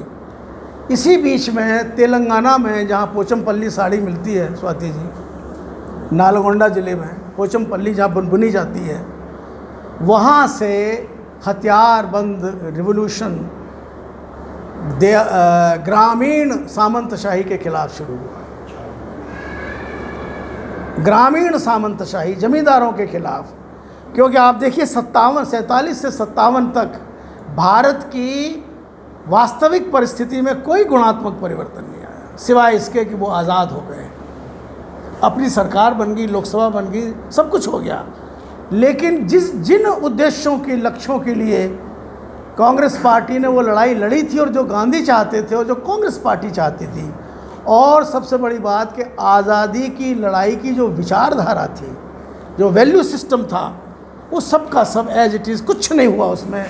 और हम लोग यानी तत्कालीन सरकार फौरी मसलों पर, वक्ती मसलों पर, तात्कालिक इश्यूज़ पर फंसी रह गई 10 साल तक। विनोबा भावे ने एक नया आंदोलन शुरू किया, भूदान, यानी लोग अपने हिस्से की 20% ज़मीन छोड़ दें बस। उसमें उनका कैलकुलेशन ये था कि भारत के जितने भी भूमिहीन हैं सबको ज़मीन मिल जाएगी और जो असंतोष बिल्डअप हो रहा है वो असंतोष काफ़ी कम हो जाएगा या ख़त्म हो जाएगा या देहात ठीक हो जाएंगे, जो भी बात है। तो शुरुआती सफलता उसको मिली। इसी बीच में बंगाल में नक्सलवाड़ी आंदोलन की शुरुआत हुई थोड़ा देर से सर, ये मेरे ख्याल में जैन साहब ये 70 के पहले शुरू हुआ है नक्सलवाड़ी आंदोलन 67 में, लेकिन नालगोंडा वाला शुरू हो गया था आंध्र प्रदेश का। तो जयप्रकाश जी वहाँ देखने गए, विनोबा जी से बात की, उनको लगा कि ये तो बड़ा, ये अगर ऐसा हो जाए तो हमें सरकार की ज़रूरत नहीं है, फिर तो हम समाज के स्वतः के प्रयत्न से एक बड़ा काम कर सकते हैं। तो विनोबा जी को विनोबा जी तब यात्रा कर रहे थे, उन्होंने यात्राएं शुरू की, पूरे भारत के गांव-गांव घूमते थे और लोगों से कहते थे कि आप ज़मीन दे दो, भूमिहीन को भूमिहीन दे दो। तो जब बिहार आया, वो फिर बिहार में भी आए और बिहार में भी मुजफ्फरपुर से ही शुरुआत हुई।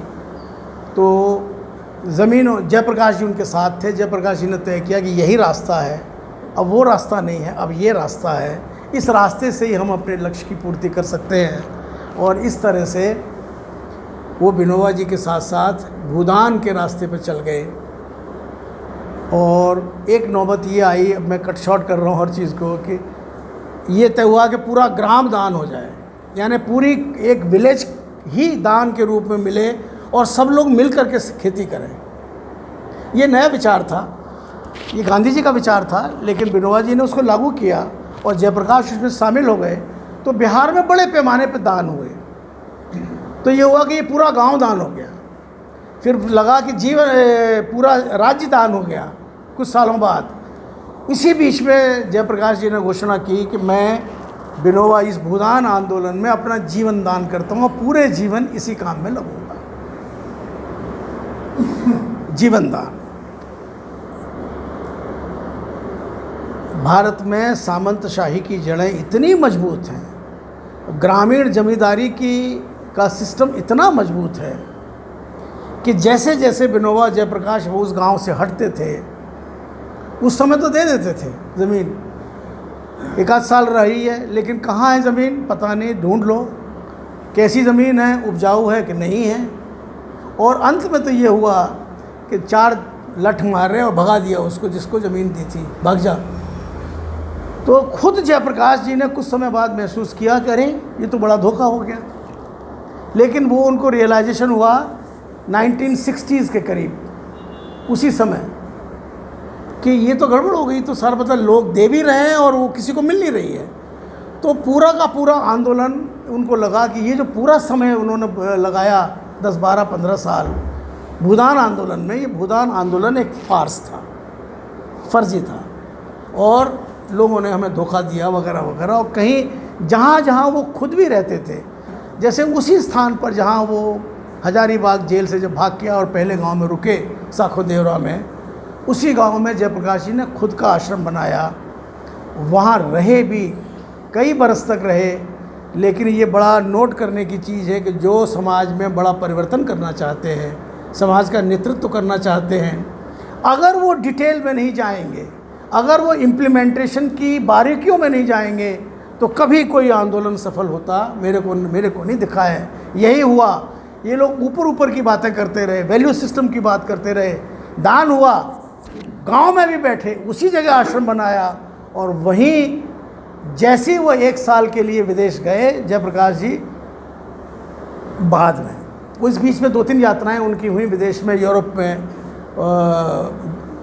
जैसे कहीं कुछ एक्शन चल रहा है और जयप्रकाश जी का तय है कि इस तारीख को जाएंगे, तो उठ के चल देते थे। फिर ये तय नहीं करते थे कि मुझे यहाँ रुकना ज़रूरी है कि वहाँ जाना ज़रूरी है, क्योंकि उनका इंटरनेशनल आउटलुक बहुत ज़बरदस्त था। ऐसी वो एक बार 1971 में बांग्लादेश का वार हुआ, तो इंदिरा जी ने कहा था कि आप जाओ और पूरी दुनिया में तुम्हारी वक़्त है, पूछ है, हम सरकार के नाते जाएंगे, कोई नहीं पूछेगा, तो तुम बांग्लादेश का समर्थन लेके आओ। तो वो सारा काम छोड़ करके बांग्लादेश के लिए 6-7 महीना घूमते रहे, पूरी दुनिया में घूमते रहे। इसी बीच में एक बात और नोट करने की बात है कि नेहरू और जयप्रकाश जी का एक संबंध ऐसा है जिसके लिए पांडे जी आप किसी को बच्चे को लगाओ जो अध्ययन करे। जवाहरलाल जी और जयप्रकाश जी का संबंध ऐसा था कि वो हर विषय पर जवाहरलाल की आलोचना करते थे, करीब करीब, क्योंकि जो देखते थे वो लिखते थे। पत्र में हमेशा लिखते थे डियर भाई, डियर भाई। और वहाँ से जवाब उनसे जयप्रकाश जी के चिट्ठी के मुकाबले ज़्यादा तल्ख और स्ट्रांग नेहरू जी लिखते थे, सारी चीज़ का खंडन करते हुए कि तुम्हारा सोचना गलत है, गलत है, गलत है। लेकिन जब भी कोई पूछता था नेहरू जी से, क्योंकि तब तक नेहरू जी 10-12 साल प्रधानमंत्री रह चुके थे, 14 साल प्रधानमंत्री, कुल तो 17 साल रहे, पूछते थे कि who after you mister Nehru, तो कहते थे जेपी। और ये उन्होंने कई बार कहा। और एक बार तो लाल बहादुर शास्त्री जब प्रधानमंत्री बनने के पहले, यानी नेहरू जी की मृत्यु के पूर्व, खुद नेहरू जी से कहने गए कि देखिए साहब, आपका स्वास्थ्य ठीक नहीं है, अब समय आ गया है कि जयप्रकाश प्रधानमंत्री हो जाए। जयप्रकाश तो कांग्रेस पार्टी में नहीं थे। मुझे एक दिन उसने बताया, संदीप दीक्षित ने, वो क्या नाम है उसका, शीला दीक्षित का लड़का। मैंने कहा कि उसने कहा कि ये बात तो मैं इसलिए आपकी मानता हूँ कि जेपी का नाम चलता था, क्योंकि मैंने एक बार बचपन में खुद पूछा उमाशंकर दीक्षित से, जो उस समय बड़े कांग्रेस लीडर थे, कि दादा व्हाट आफ्टर नेहरू, क्योंकि ये डिबेट बहुत चली भारत के अखबारों में और दुनिया के अखबारों में, ये चर्चा बहुत चली कि हु आफ्टर नेहरू। तो जयप्रकाश जी ने दीक्षित जी को भी कहा, उसको उमाशंकर दीक्षित को, अरे क्लियर है जेपी बनेंगे। तो ये चर्चा भी साथ साथ चलाते थे कि मेरे बाद जेपी है, और जेपी की आलोचना सभाओं में और पत्रों में भी खूब करते थे। और जयप्रकाश जी उसको करीब करीब हर दूसरे महीने एक चिट्ठी लिखते थे कि गांव की स्थिति ये है, ये इतना करप्शन फैल गया है, सब जगह ये गड़बड़ियाँ हो रही हैं, आपकी ये पॉलिसी गलत है, आपने हंगरी का कब्ज़ा हो गया रूस का हंगरी पर, आपने क्यों नहीं विरोध किया, आप वहाँ गलत हो, वगैरह वगैरह। मतलब 1000 विषयों पे लिखते थे। और अंत में ऐसा ही नौबत आई कि पहली चिट्ठी लिखी जयप्रकाश जी ने, डियर सर। जब डियर सर की चिट्ठी गई तो जेपी ने बहुत इमोशनल नेहरू जी ने बहुत इमोशनल जवाब दिया कि क्या मेरे तुम्हारे संबंध वैसे हो गए हैं कि मैं डियर सर कहलाया जाऊँ, डियर भाई की जगह, वगैरह वगैरह। लेकिन आप इसको ये मत सोचना, नेहरू एक बड़े आदमी थे, स्टेट्समैन थे, सोच समझ के काम करते थे। हम उनसे असहमत हों अलग बात है, लेकिन नेहरू एक राजनेता थे, राजनीतिज्ञ भी थे, और उनके दिमाग में क्लियर था कि जेपी नहीं बनाना है। पांडे जी, मैं बिल्कुल निश्चित राय का हूँ, उनके दिमाग में पहले दिन से तय था कि इंदिरा गांधी ही मेरे बाद रहेगी। मौका नहीं मिला बीमारी की वजह से और अचानक मृत्यु के कारण कि वो सब प्लान कर सकते, लेकिन जयप्रकाश का नाम लेते रहे। जयप्रकाश की इच्छा नहीं थी, ऐसा मेरा मानना है कि वो प्रधानमंत्री उनको बनाना चाहते थे। जब शास्त्री जी बन गए, सब जानते हैं कि Shastri ji stop gap arrangement थे। शास्त्री जी का बहुत अच्छे थे, बहुत ईमानदार थे, बहुत सादे थे, बिल्कुल गांधीयन थे, लेकिन भारत के प्रधानमंत्री पद में जो जो अयोग्यताएं और योग्यताएं चाहिए वो उनमें नहीं थी। तो एक बार खुद ही उन्होंने as a prime minister, Lal Bahadur Shastri ji का लिखा हुआ है कि कोई गया उनसे मिलने, तो उन्होंने कहा कि ये कुर्सी असल में जिस कुर्सी पे मैं बैठा हूँ ये मेरी नहीं है, ये जयप्रकाश की है। अब मैं उनके पास जाने वाला हूँ कि आप आ जाओ और आप संभालो देश को, क्योंकि वो लोकप्रियता जो नेहरू को थी वो सिर्फ जयप्रकाश के पास, और वो दृष्टि और अंतर्राष्ट्रीय सारी चीज़ों को समझना। लेकिन वो गए वहाँ ताशकंद, और उनको हार्ट अटैक हुआ और वो मर गए, वो अलग बात है। उसके बाद की कहानी सबको पता है कि इंदिरा जी बन गई। इंदिरा जी जब 71 में जीती तो इंदिरा जी के मन में अहंकार बहुत पैदा हुआ कि मैं सर्वोच्च नेता हो गई हूँ, मैंने सिंडिकेट को ख़त्म कर दिया है, मैं जनता में पॉपुलर हो गई हूँ, मैंने बैंक राष्ट्रीयकरण कर दिया, वगैरह वगैरह, प्रिवी पर्सेस ख़त्म की। ये सारी वो मांगे हैं जो सोशलिस्ट पार्टी उठा रही थी उतने दिनों से, कि सामंतों का प्रिवी पर्स ख़त्म करो, इनको सारे जितने विशेषाधिकार हैं ये ख़त्म करो, हैं बैंक क्यों प्राइवेट है, बैंकों का राष्ट्रीयकरण करो, जनता के बैंक होने चाहिए, ये बातें उठा रही थी। तो उसने सारा एजेंडा इनका ले लिया और जनता में वो गई तो लोगों ने उनको वोट किया। लेकिन 1971 के बाद समाज में, प्रशासन में, शासन में भयानक स्तर पर भ्रष्टाचार चालू हुआ।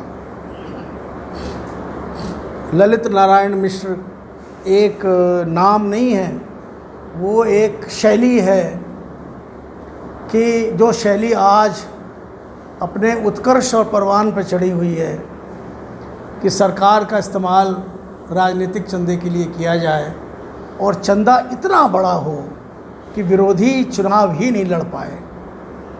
और ये बात इंदिरा जी ने कही, उसका रिकॉर्ड है। एक पत्रकार उससे मैंने कहीं किताब में पढ़ा है, इंदिरा जी ने कहा कि मैं चुनाव इतना महंगा कर दूंगी कि चुनाव नहीं लड़ पाएंगे मेरे सामने, और वही किया।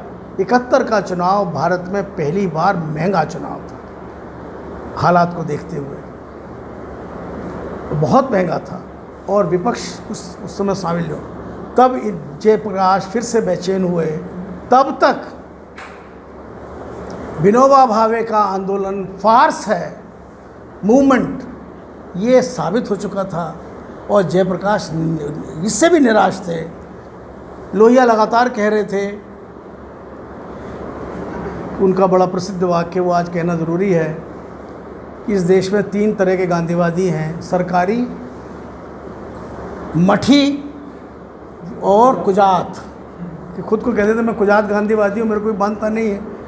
और बाकी ये सर्व सेवा संघ और गांधी राजघाट समिति और फलां ढिकान, जो सारे गांधीवादियों का आज़ादी के बाद एक ही काम रह गया था, नेचुरोपैथी कराओ, मिट्टी लगाओ शरीर पर, शहद खाओ और आराम से रहो। और विनोबा उनके सर्वसम्मत नेता थे। और लोहिया का कहना ये था कि गांधी का सत्व एक है, जो उसका पूरा योगदान है दुनिया को, वो एक योगदान है और वो है सत्याग्रह। यानी एक मामूली आदमी भी बड़ी सी बड़ी ताकत के सामने खड़ा हो जाए और उसकी बात को मानने से इनकार कर दे। ये दुनिया में किसी ने नहीं दिया जो गांधी ने दिया था। अगर सत्याग्रह इस भारत में ज़िंदा नहीं रहा तो गांधीवाद भी ज़िंदा नहीं रहेगा। और इसीलिए वो कहते थे कि विनोबा फर्जी है, ढोंगी है। क्योंकि विनोबा कहते थे कि आज़ादी के बाद सत्याग्रह की आवश्यकता नहीं है। और तब जब जयप्रकाश जी ने कहा 71 के बाद, जब देख लिया कि बहुत बुरी हालत हो गई है कि अब तो कुछ करना पड़ेगा, तो आचार्य विनोबा भावे ने साफ मना कर दिया कि सत्याग्रह नहीं, विरोध नहीं, समाज बदलो, गांव बदलो। तो गांव बदलना तो दिख गया कि कैसा गांव बदला है। गांव नहीं बदला, गांव तो जस का तस रहा। तो जयप्रकाश जी में फिर से परिवर्तन आया और उन्होंने कहा कि नहीं, जनता के बीच जाकर हमें फिर से संघर्ष की लौ जलानी पड़ेगी। और वो लौ जलनी तब शुरू हुई जब गुजरात में नवनिर्माण आंदोलन शुरू हुआ और लड़कों ने अपने मेस की फ़ीस को बढ़ाने को लेकर इतना बड़ा आंदोलन कर दिया गुजरात में कि गुजरात की चिमन भाई पटेल की सरकार को जाना पड़ा। पहली घटना, उससे जेपी को लगा कि हाँ कुछ हो सकता है और वो गुजरात गए। उन्हीं दौरान इनकी मेहरबानी से हम लोग छात्र आंदोलन में एक्टिव हो रहे थे दिल्ली यूनिवर्सिटी में। और जेपी के बारे में परिचय तो था ही कि जयप्रकाश बड़े सोशलिस्ट लीडर हैं। तो एक बार मैं उनसे मिलने गांधी पीस फाउंडेशन में अकेले ही चला गया था। तो उन्होंने कहा कि यहाँ मत बैठो, जाके गुजरात देखो, गुजरात देख के मुझे बताओ। तो मैं करीब 10 दिन गुजरात रहा, सब मिला के, और लोगों से मिलना जुलना, बातचीत की। फिर जेपी कहाँ है? तो जेपी तो पटना में है। तो एक रिपोर्ट लिखी, लेकिन जेपी मिल नहीं रहे थे। जेपी का मिलना बड़ा इतना आसान भी नहीं था, क्योंकि कहाँ घूम रहे हैं, कहाँ जाएंगे। 1972 के बाद 1973 की शुरुआत में मैं पटना गया, 72 में पटना गया और कदम कुआ के उनके आश्रम में उनको वो पुरानी रिपोर्ट पेश की कि गुजरात में ऐसे ये हुआ है। अब वो मेरी उम्र उसमें बहुत छोटी थी, मैं रहा हूँगा 23 साल का, लेकिन बिगड़ चुका था। थैंक्स टू हिम बिगड़ चुका था। तो उन्होंने कहा कि ठीक है ऐसा करो, थोड़ा बिहार का देखो। मैं बिहार में किसी को जानता नहीं, मैं कहाँ देखूँ। तो बस इतना ही कहा। और बीच में क्या था कि प्रभावती जी जिंदा थी। प्रभावती जी बड़े पजेसिव थी उनको लेके, मतलब इतनी बढ़िया केयर टेकर थी जब जेपी की, कि जेपी का को कैसा कपड़ा पहनना है साफ़ सुथरा, इसका भी ध्यान रखती थी। मतलब मैंने उनके कभी कपड़े ऐसे नहीं देखे जैसे कि हम सब लोग बैठे यहाँ पर बैठे हुए हैं। खुद अपने सामने कराती थी। मैं जो आंखों देखा बताना चाहता हूँ कि जेपी की अगर डिनर टेबल लगी है, खाने की टेबल, और उस पर स्पॉटलेस वाइट कपड़ा नहीं है, तो वो जेपी तब तक नहीं बुलाए जाएंगे डिनर पर। प्रभावती जी इसको देखते थे। ये दौलत यहाँ बैठे हैं, मैं कई बार गिलास ऐसे देख करके ऐसे करके कहता हूँ साफ़ नहीं है, ले जाऊँ। ये मैंने जेपी से सीखा है। कैसे? एक दिन खाना खा रहे थे हम लोग, दूर से बैठे हुए थे, मैं खिड़की से देख रहा था जेपी को। गांधी पीस फाउंडेशन में है उनका जो सेवक था उसका नाम शायद गुलाब था, गुलाब। तो ऐसे गिलास देखा, उसमें जाहिर है कि पानी के कुछ पानी सूख जाता है तो दाग लग जाते हैं। गुलाब बुलाए गए और गुलाब को गिलास दे दिया गया कि दोबारा धो के लाओ। दाग क्यों है? तो शैली बड़ी उनकी थी, जो एरिस्टोक्रेटिक नहीं थी, साफ़ सुथरी रहने वाली जेपी की। मुझे याद है कि ये पहली बार जब मैं ग्वालियर में जेपी के साथ आया, आपको याद होगा कई लोगों को, भूदेव शर्मा हुआ करते थे, याद है? भूदेव शर्मा यहाँ सर्वोदय के भूदानी आंदोलन के आदमी थे। तो मुझे गांधी पीस फाउंडेशन के राधा कृष्ण जी ने कहा कि तुम जाना चाहते हो ग्वालियर जेपी के साथ? मैं कहा हाँ। साथ जाएंगे तो कुछ बैठेंगे, देखेंगे, कुछ सीखने को मिलेगा। तब तक ये तय नहीं था कि प्रभावती भी साथ जा रही है। तो मैं उनके साथ अगले मतलब सुबह पंजाब मेल से आना था, वहाँ आके देखा तो प्रभावती भी जा रही है। पता चला प्रभावती बहुत पजेसिव थी, मिलने जुलने का। आप उतना ही काम की बात करिए और उठिए, जल्दी आराम करना है जेपी को। तो ये काम उनके थे जो कि उन्होंने। तो उस समय देखिए जेपी की कितनी इज्जत थी भारतीय समाज में, कि उस समय फर्स्ट क्लास के डिब्बे में एसी नहीं होता था, और उसका जो कंपार्टमेंट है 2 या 4 सीट वाला, वो थोड़ा सा बड़ा होता था, इतना छोटा नहीं जितना अभी है, बड़ा होता था। हरे रंग के लेदर की सीटें होती थी। तो उसमें वो स्टेशन मास्टर दिल्ली वाला आया, उसने एक टब सा, बड़ा सा टब, इधर ले आओ, बड़ा सा टब उसने उस कंपार्टमेंट में रख दिया। तो मैं समझ नहीं पाया कि क्या क्यों रखा जा रहा है। जब गाड़ी चलने को हुई और जेपी आए तो उसके पहले उसने एक बर्फ़ की 2 सिल्लियाँ उस टब में रख दी, और पंखा है ठंडक के लिए। अच्छा, तो मैंने वैसे ही पूछा ऐसी किसी से, मैं कहा क्या ये सबको मिलता है? मतलब ऐसे ही होता है? फर्स्ट क्लास में पहली बार चला, पहली बार मैंने फर्स्ट क्लास देखा, और उसमें टब में बर्फ़ रखी हुई है और पंखा चल रहा है। तो आज के एसी से ज़्यादा ठंडा हो गया, इतना ठंडा हो गया पंखा बंद करना पड़ा। तो जब यहाँ आए थे पहली बार, कहीं मीटिंग थी, उसमें मीटिंग में मैं गया था और लौट आया। बड़ी भारी गर्मी थी उस समय ग्वालियर में, सराफे में कहीं मीटिंग थी, और पता नहीं कहाँ थी, भूदानियों की थी। उसमें बमुश्किल 50-60 लोग थे, बहुत मुश्किल से। भूदानी, ये सन 72 की बात होगी, एग्जैक्ट मुझे डेट वेट याद नहीं रहती है। और आखिरी बार उनके साथ तब आया जब MLB कॉलेज में उनकी सभा थी, याद है? वो बात की बात है, समझ गया ना?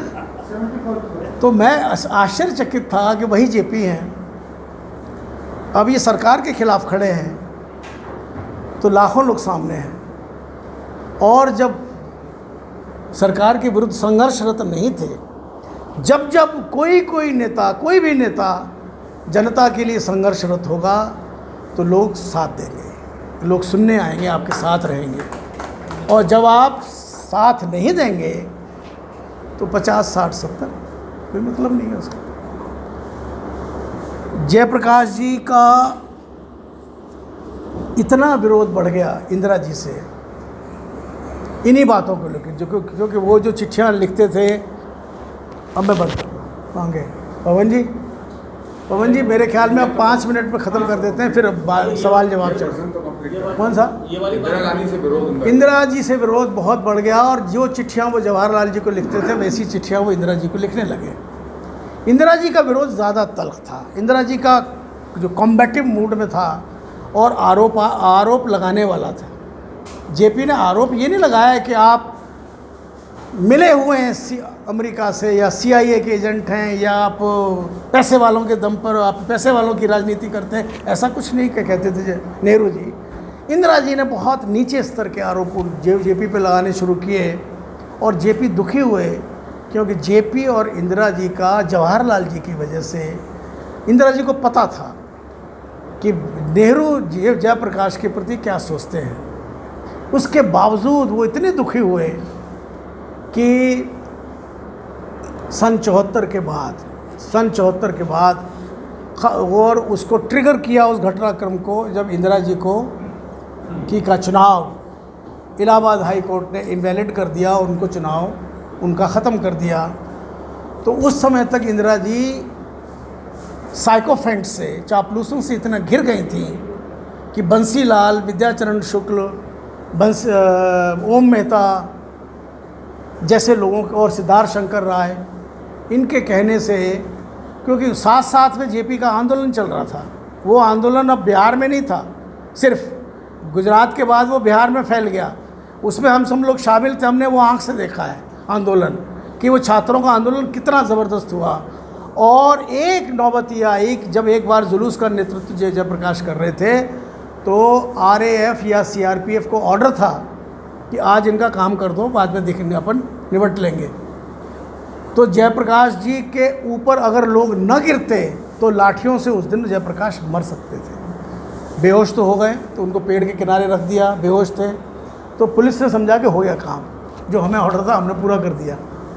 लेकिन वो फिर खड़े हो गए और आंदोलन चल रहा था। और जब इंदिरा जी की सीट ख़त्म हो गई, लोकसभा से उनकी सदस्यता ख़त्म हो गई, तो इन सब लोगों ने इंटरनल इमरजेंसी का ऑर्डर निकाल दिया, यानी देश में आपातकाल लग गया।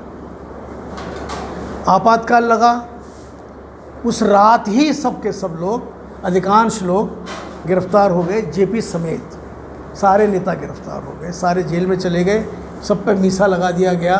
3-4 लोग दिल्ली में, मुझे याद है, आप जेल में थे, मैं, शांति देसाई, मेवाराम आर्या, ये हम 3 लोग बच गए थे, क्योंकि हमें तो कुछ जानते ही नहीं था ज़्यादा। जब तक पुलिस घर पर पहुंचेगी तब तक खारी बावली में हमने अड्डा जमाया अंडरग्राउंड एक्टिविटीज़ का।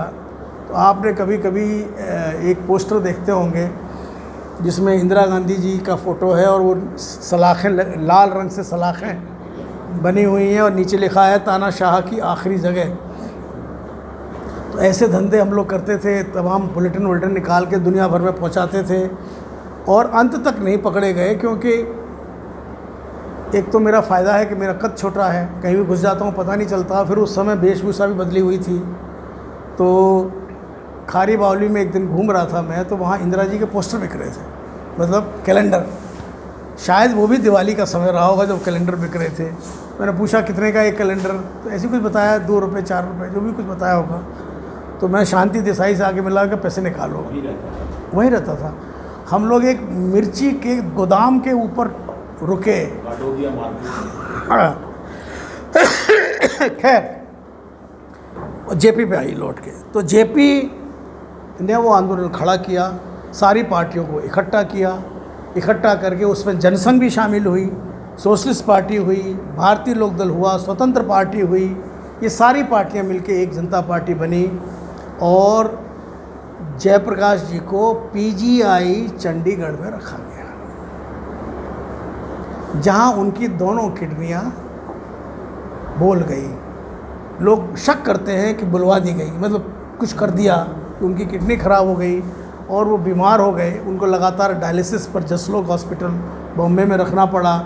फिर भी वो दौरे करते रहे, 2 दिन दौरा और तीसरे दिन जसलोक में डायलिसिस। ये उनका प्रोग्राम चलता था। इंदिरा जी हारी, सबको पता है कि इंदिरा जी हार गई, और 79 के करीब जयप्रकाश जी की दर्दनाक मृत्यु हुई और उनकी जो विचार यात्रा थी वो उनके सपने के अंत के साथ ख़त्म हुई। जयप्रकाश जी का जो सपना था वो नहीं पूरा हो पाया, वो कहीं नज़दीक। पूरा जीवन उनका नए नए प्रयोग, नई नई यात्राओं के साथ चला, नए विचारों के साथ चला, लक्ष्य एक रहा, उद्देश्य एक रहा। ये जयप्रकाश जी का जीवन है। लेकिन विचार क्या था, इस पर सिर्फ 2 मिनट। विचार था पार्टी लेस डेमोक्रेसी मुख्य रूप से, और ग्रास रूट डेमोक्रेसी, गांव की डेमोक्रेसी हो, गांव का एक यूनिट बने और वो यूनिट सक्षम हो सब तरह से। क्योंकि तब तक नेहरू जी उस विचार से हट गए थे कि भारत में कोऑपरेटिव फार्मिंग होनी चाहिए। शुरू में उनका विचार था कि सहकारिता के जरिए भारत में रूसी मॉडल पर यहाँ भी कोऑपरेटिव फार्मिंग होनी चाहिए, जो बाद में हट गए थे। तो उनका था कि गांव में सब कुछ हो और पार्टी लेस। क्यों पार्टी लेस? लोहिया जी इस चीज़ को प्रैक्टिकल नहीं मानते थे। जयप्रकाश जी का कहना था कि पार्टियां स्वयं में स्टेट बन गई हैं। पार्टी की ताकत ऐसी हो गई है कि सब कुछ इम्पर्सनल हो गया है। कौन कैंडिडेट आ रहा है इसका जनता से कोई लेना देना नहीं है। न वो तय करते हैं कि मेरे ऊपर कौन कैंडिडेट आएगा, कौन बनेगा, किस पार्टी का कैंडिडेट। इसका फैसला प्राइमरी के थ्रू जैसे होना चाहिए, प्राइमरीज़ के थ्रू, वो नहीं होता है।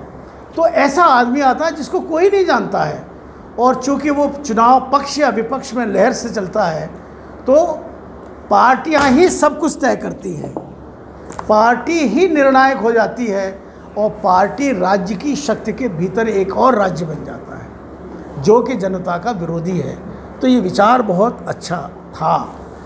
इस विचार पर कांग्रेस ने और अन्य पार्टियों ने कभी कोई काम नहीं किया।